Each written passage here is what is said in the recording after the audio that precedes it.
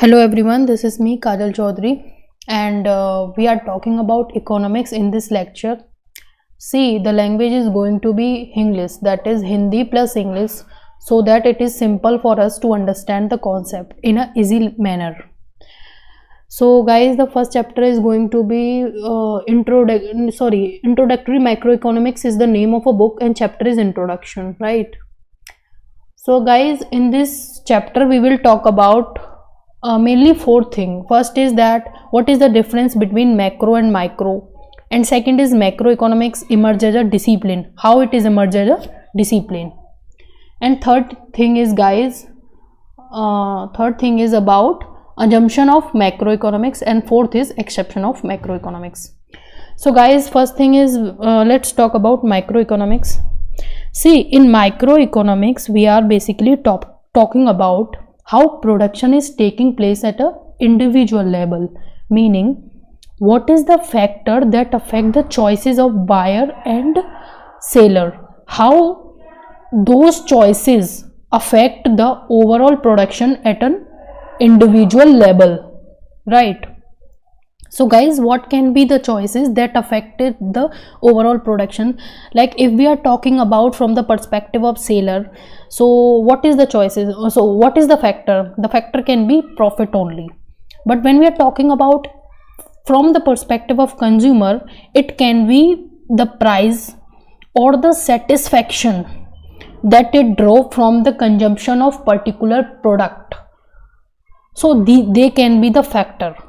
So study of all these factors is called microeconomics, right?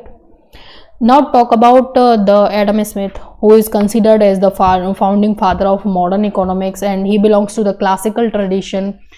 He suggested that if the buyer and seller in each market take their decision,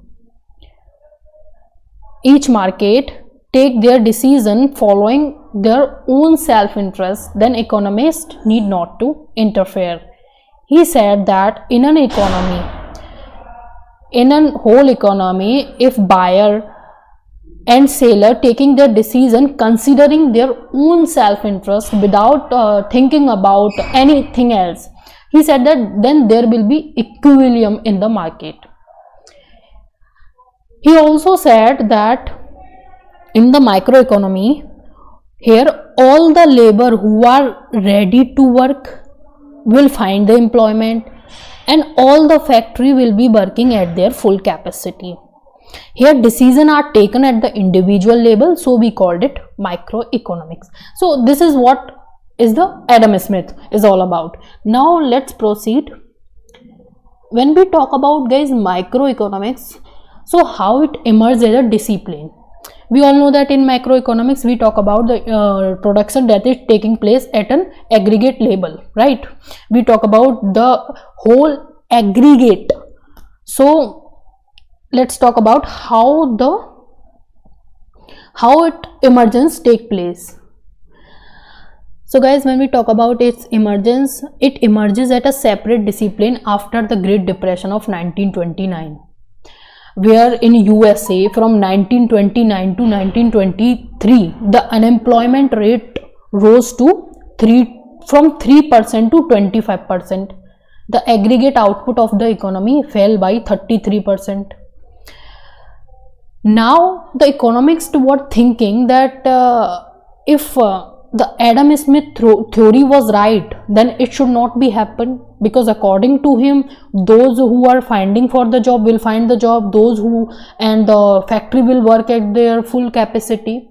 But this is not what the situation was in 1930. Yes. So the John Maynard Keynes, he was a British economist.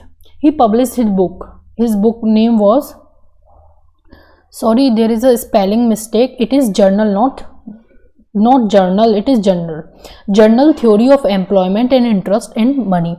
He published his book in 1936. So he said, from here we traces the origin of macroeconomics.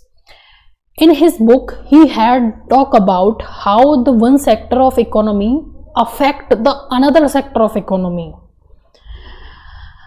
and here we study about aggregate economic variable of the economy and how these aggregate economic variable and the interlinkages between these economic variable, right?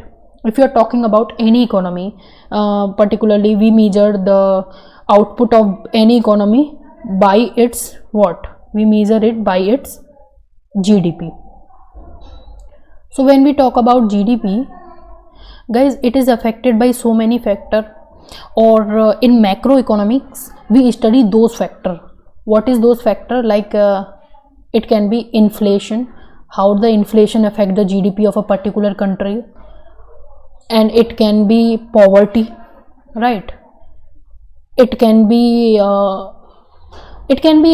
so many other things as well, right? So there are certain assumption of his book as well. What is the assumption? According to John Maynard Keynes, or not from the economy.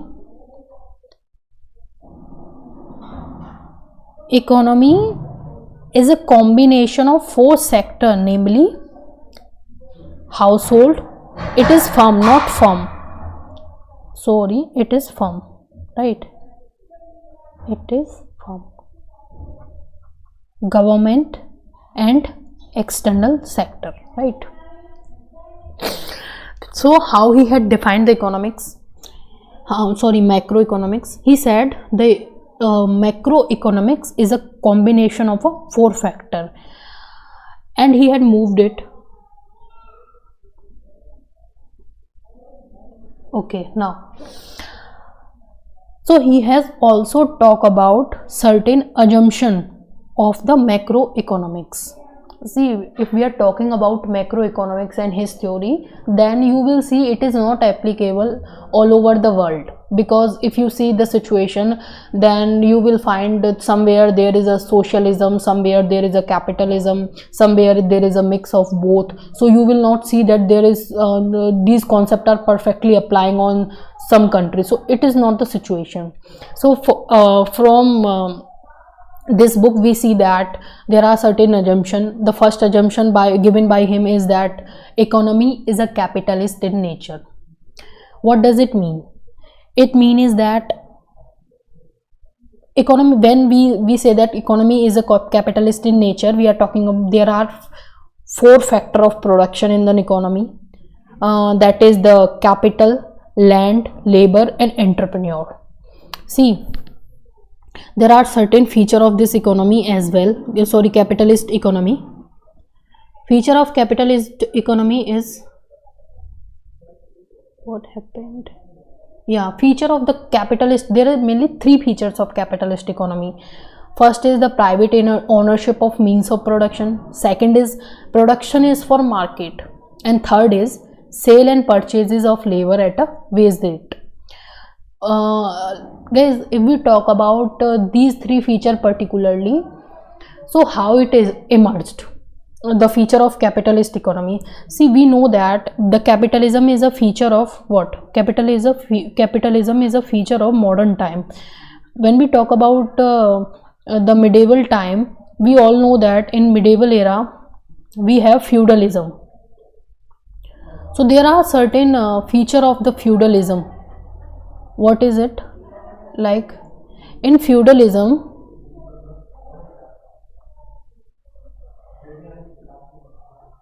the means of production is not privately owned. It is not privately owned. It is belongs to a particular class, and that class is called as feudal lords. And the production is not completely for market. It is not completely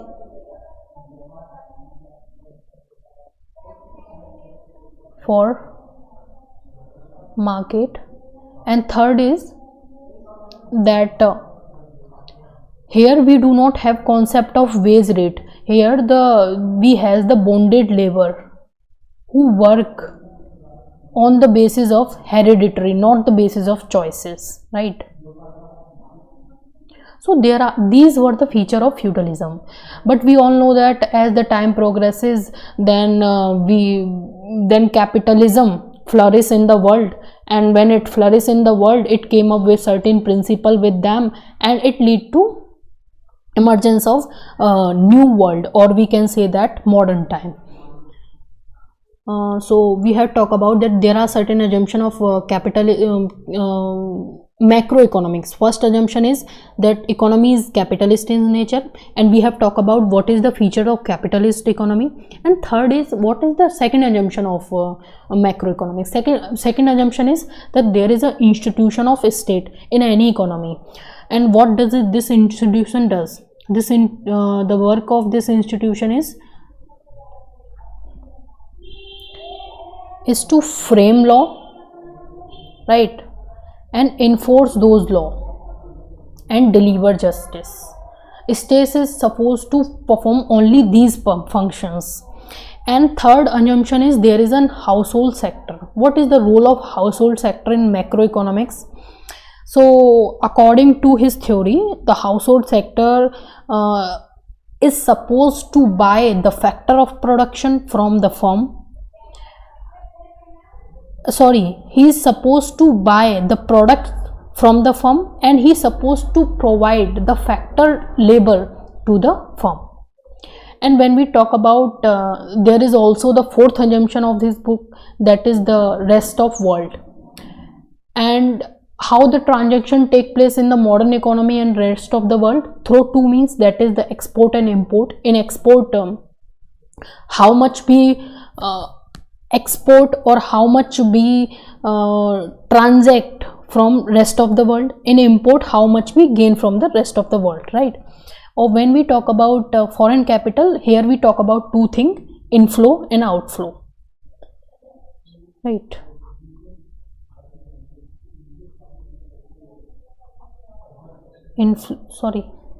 This is inflow and outflow.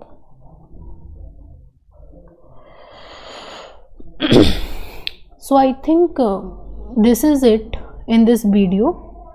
We have basically talked about two things, macroeconomics and microeconomics, how macroeconomics is different from macroeconomics, and what is the assumption of the theory of John Maynard and Keynes. There are four assumptions. First is the economy is capitalist in nature. There is an institution called state.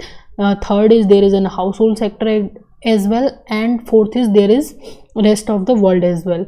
And in macroeconomics, we generally study the interlinkages between the four sectors and how one sector affect the working of another sector and overall GDP of the economy. So I think guys, this is enough in this video.